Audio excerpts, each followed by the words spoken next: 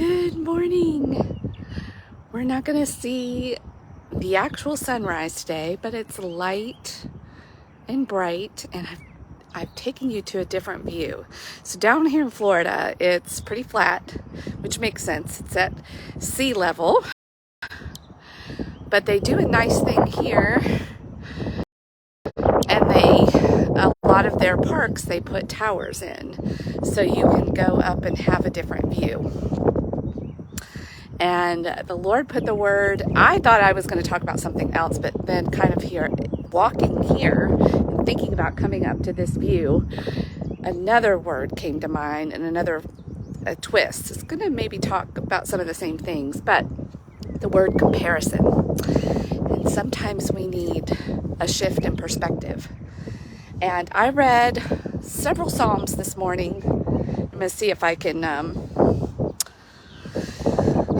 open my Bible here it might be a little precarious. I don't want to lose it. But it was Psalm 73. And look at this behind me. Woo. Psalm 73. And man, I think every human on earth could write this. Even the ones that it's supposedly being written about. You know, because we all look at each other and we compare, don't we? We think, oh, they've got it so good and it's so hard for me. And you know what that causes? Anger, bitterness, resentment, not doing your own work, living your own life fully because you're focused on somebody else, and then it makes you feel bad and it's unfair and blah, blah, blah, blah, blah. So I'm going to do my best here because it says it so good here.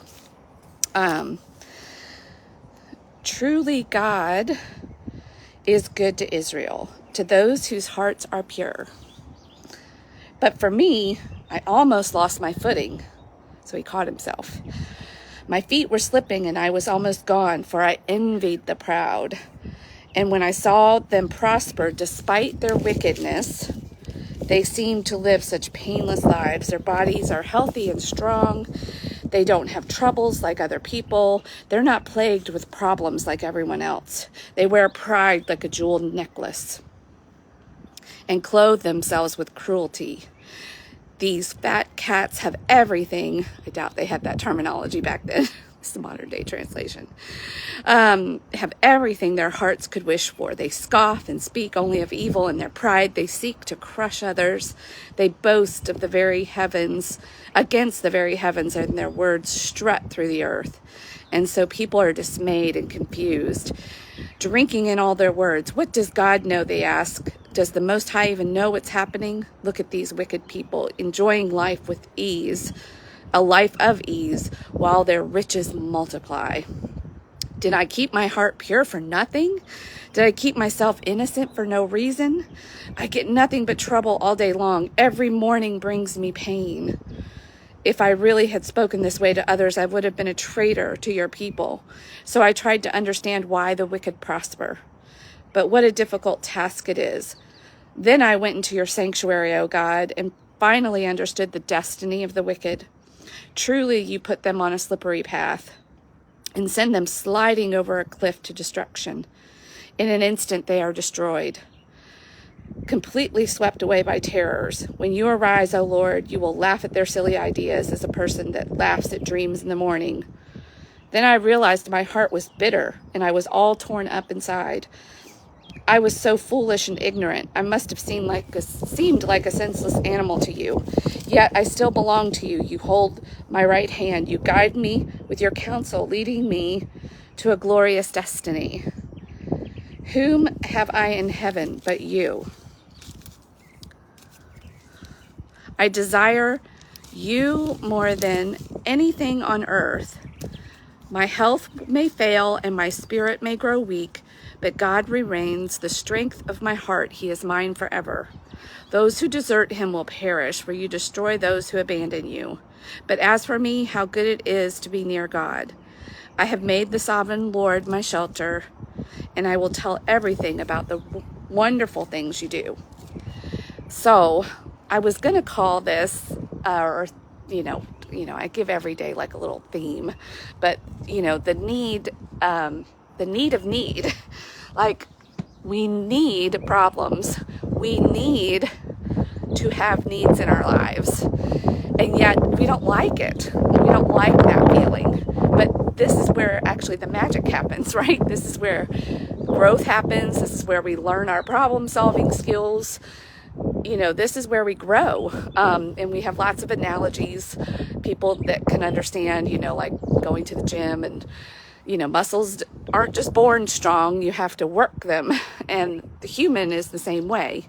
We have this supercomputer up here of a problem solver. But if there's never any problems to solve, it's kind of weak up there. And when problems come, that's when he talks about like people that you should actually feel sorry for, people that have been provided for to the extent that they can't handle life. Because when life comes, because it does, just like he said, they're going to just slide off, like slippery, like as soon as the first problem comes, boop, sliding right off. And this made me think of a class my husband and I took when we were young parents, or parents of young children. And we really took this to heart. Now, we haven't always practiced it, because when you, it's tempting, because my husband and I both came from, poor families, and, had some hardships growing up. And your natural inclination as a parent is to save your kids from what you had. But you don't really want to do that. Now, you don't want to intentionally cause them problems.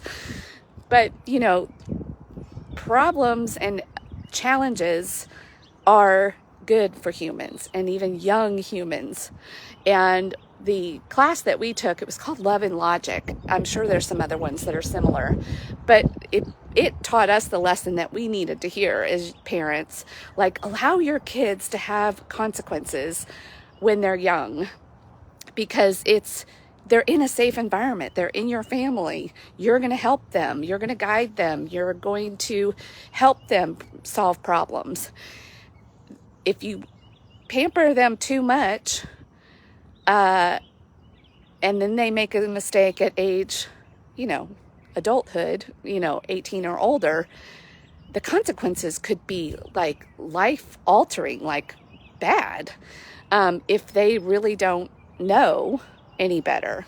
So you don't want to send ignorant, ill-equipped kids out into the world that can't, like if they forget their pencils or their lunch, let them go hungry. Let them have the consequence of, whatever the teacher will give them if they don't have their stuff. There's the term helicopter mom that is now, or helicopter parents. That's not a good thing. That creates a neediness, in not a good way, of kids on their parents. They can't handle things on their own. They can't problem solve for themselves. What kind of adults does that create? So this particular class always reminded us not to think of kids as kids, but as adults in training, right? And so I'm wondering if these folks that were being written about in the Bible, I'm assuming probably like the wealthy and the king's children, if they had been raised in such a way that they never, were able to walk around like, I've got all the money is the answer to everything, and I have power, you are below me, like that sense of pride and arrogance that is not, well, it's never earned. Nobody ever earns the right to act that way, but some people can fool themselves into thinking it. So getting back to comparison, though, when we are in the struggles of life, that is when we can be most vulnerable, just like the author of this psalm was. Now, it says a psalm of Asaph, but they think that a lot of these might have just been penned for David, that they're still like David's thoughts, and but we're not for sure. So anyway, whoever wrote this psalm like hit the nail on the head with how we all humans can feel. It's like, yeah, totally. That's not fair. It's not fair. Like, why do, and we also judge on appearances too. So we see people that have things and we assume that it's all sunshine and roses. And I'm telling you, I know a lot of these people, and it is not all sunshine and roses. And they will even think, oh, well, I've got money and I've got this and that, and therefore I can't show people what's really going on here. They even think there's an expectation of putting up fronts. And so they oftentimes will suffer in silence. So things are never as they appear is really the lesson. And this guy learned that. He was like, hey, oh, well, whoa, what I'm doing here is causing me problems. This is poisoning my heart and my spirit. I'm becoming bitter. I'm getting ready to fall off a cliff because I'm so focused on them apparently having what it is that I want, or thinking it's what I want, that now I've made myself even more miserable. I'm compounding my own problems by comparing. And that's really, you know, the awful truth of comparison.